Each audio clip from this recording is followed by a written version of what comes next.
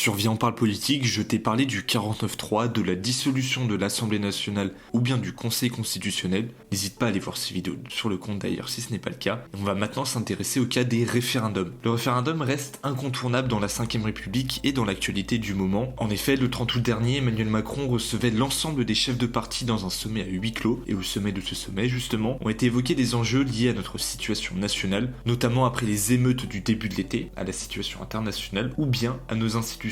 Si Emmanuel Macron a déclaré être éventuellement ouvert au recours au référendum, les oppositions se sont elles aussi prononcées en faveur d'un référendum. D'un côté, on a Jordan Bardella, le chef du Rassemblement national, qui s'est prononcé en faveur d'un référendum sur l'immigration. Les leaders de la NUPES, quant à eux, souhaiteraient un référendum sur la réforme des retraites. Interrogée sur France Inter, Sophie Binet, secrétaire générale de la CGT, a demandé elle aussi que soit organisé un référendum sur la réforme des retraites. Brièvement, un référendum, c'est une procédure de vote qui permet de consulter directement le peuple sur un projet de texte.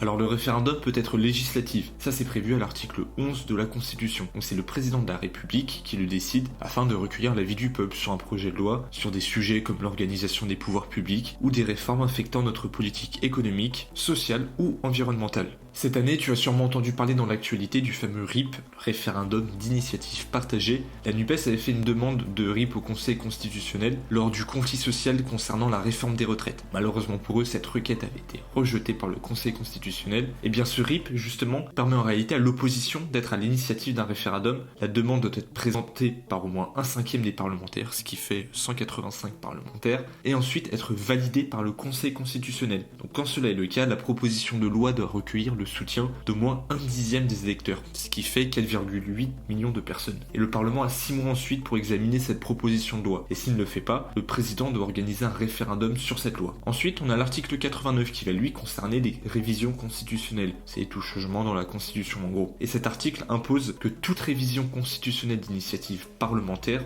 des députés ou des sénateurs, soit soumise au référendum. Mais cela n'est pas obligatoire lorsque la révision en question est d'initiative présidentielle. L'article 72 autorise lui l'organisation d'un référendum local dans l'ensemble des collectivités du territoire français. Historiquement, si l'on compte le fait que la Constitution de 1958 a été adoptée par référendum, le référendum a été utilisé 10 fois. Et le recordman en la matière, c'est Charles de Gaulle. Il l'a utilisé 4 fois. C'est d'ailleurs suite à l'échec du référendum de 1969 qui portait sur la création de régions et la rénovation du Sénat que Charles de Gaulle démissionnera. Et ça fait quand même 18 ans qu'il n'y a pas eu de référendum en France, puisque le dernier date de 2005 et il visait à instituer une constitution pour l'Europe. Le non l'emporte à 54,67%, une véritable défaite personnelle pour Jacques Chirac. Si ce numéro t'a plu, n'hésite pas à liker et à t'abonner et à partager autour de toi. On se retrouve très vite.